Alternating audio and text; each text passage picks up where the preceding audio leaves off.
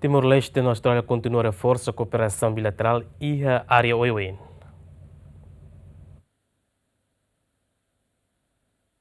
Primeiro-Ministro Karala Sarana Guzmão considera a visita do Ministro do Assunto Interno, Ministro da Imigração no Assunto Multicultural, Ministro da Segurança Cibernética, Ministro da Arte Austrália, Tony Burke, no dar acto ida ou de reforço a cooperação bilateral entre a Austrália e o Timor-Leste. Durante a visita, o governante australiano colhia liu com a relação cooperação amizade entre a Austrália e o Timor-Leste, e o liu Timor-Leste beba serviço e a Austrália com a segurança no cybersecurity.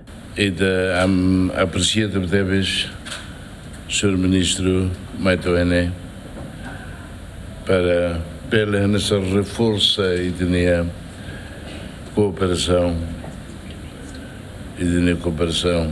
e agora aqui está tudo a ASEAN, se uma sua boivote e tudo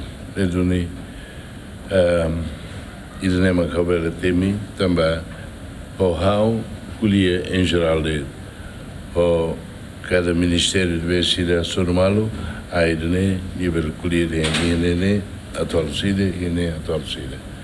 The friendship and depth of the relationship between the people of Timor-Leste and the people of Australia is something that goes beyond governments.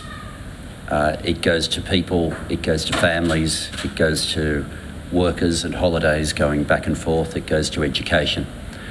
But ultimately it means there is between Timor-Leste and Australia an unbreakable bond. From some of the extraordinary work of Timorese artists through to the roles in providing security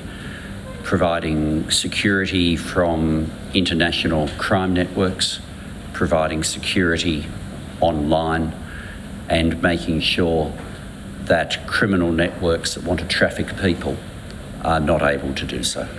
A Austrália comprometido a continuar serviço a mútuo com Timor-Leste, onde resolve desafios faz a mútuo nessa migração irregular, inclui contrabando que hatama emarro ilegal, tráfico humano, gestão fronteira, no segurança cibernética. Mateus Romário, bem-vindo a Simenes, GMN.